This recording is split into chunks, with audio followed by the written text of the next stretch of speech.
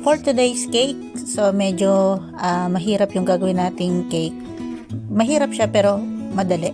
So mahirap kasi fondant yung topper niya, then icing yung pagkakabitan. So madalas nararanasan ng mga gumagawa ng cake na ganito, nalalaglag yung topper. So may technique lang naman na ginagamit dito para hindi malaglag kahit gaano kalayo yung biyahe. So sorry na agad kung hindi ko napakita yung buong procedure kung paano binubuo talaga yung topper, kung paano siya inumpisahan. Kasi sabi ko nga sa inyo, pag nagawa ako ng cake, hindi lang naman ako nakapokus dyan. So nandiyan na aasikasuhin mo pa yung mga anak mo, syempre magluluto ka pa ng hapunan nyo. So ayan, kaya natapos ko na hindi ko napapakita yung whole process. Pero madali lang yan. Kung talagang gusto nyo yung inyong ginagawa, mabilis naman siya matutunan. So ayan, so layer na natin yung ating mga cake. So pag sinabi kasing layer, so ayan yung maglalagay ka ng filling, then pagpapatong-patungin mo yung cake. Tapos pag nilagay natin yung isa, yan sa ibabaw, yan, ang tawag na dyan ay tier. So, tier cake. So, dalawang tier yung ating gagamitin or gagawin. So, yung filling na yan, hindi natin tinitipid ang customer. So, filling pa lang. So, marami ka ng malalasahan. So, iba't ibang filling yan. May yema, merong chocolate, then meron din siyang caramel. So, yun yung ma-experience ng ating customer. So, pag soft icing kasi, yan, may nalaglag pa.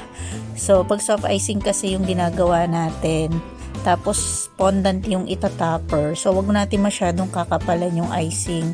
So, kung mapapansin nyo, wala na akong suot na gloves pag nagkakabit ng topper.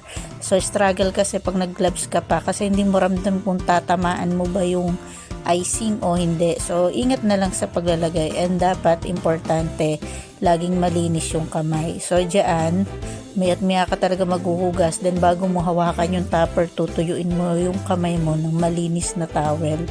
So, dapat pag umiikot ka, wala akong assistant kasi, so ingat na lang sa kasi pagkain niyan.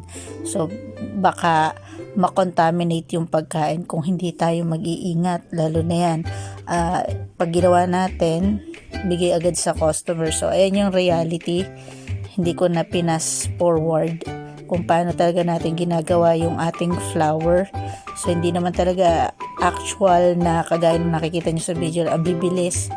So, medyo mabagal ng konti. Kasi, minsan, pag hindi kasi masyadong yung gawa kong icing dyan, hindi ganun katigas. So, kaya ingat na ingat ako paglalagay or paggagawa ng flour. So, napadami kasi yung aking paglalagay ng ibang mixture. Pero, carry naman. Sabi, nagagawa ng paraan. So, ayan. Napansin ko wala na akong stock for the icing. May nagparush kasi ng cake. Kaya rush din akong takbo sa grocery. Bili ng mga kailangan ko. Then, luckily, paglabas ko ng grocery store, malayo rin kasi yan sa amin. So, ayan. May dumating agad ng jeep. Then, pagkarating, gawa agad nung mga kulang or kinulangan ng icing kasi may nagpara sa akin ng order, so hindi ko na rin na video yon kasi yan ay bali naging 3 cake sila. So ayan na yung kinalabasan ng ating product. So ayan, butterfly theme. So ang hindi lang nakakain dyan is yung picture ng bata. So ayan, medyo nung nagkabit ako na acetate is nasira pa, pero nagawa naman natin ng paraan. Kasi mahirap magkabit ng acetate box pag mag-solo ka, lalo na ganyan, ang laki niyan. So, struggle talaga. So, ayan na, natapos na yung order niyang flour at saka cake. Then, after niyan, hindi ko na na-video. May ginawa pa akong milestone cake. So, yan, every month, uma-order po yan si ma'am.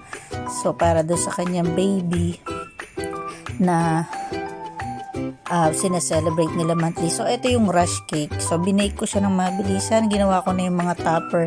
Then, after niyan, pumunta na ako sa school ng mga anak ko. Then, pagkabalik, tsaka ko na siya ginawa. Hindi ko na siya nabidyohan talaga. So, ayan, microwave oven team siya. So, ako na raw bahala. So, salamat sa pagtitiwala. So, sa mga gusto, inquire lang kayo. Thank you!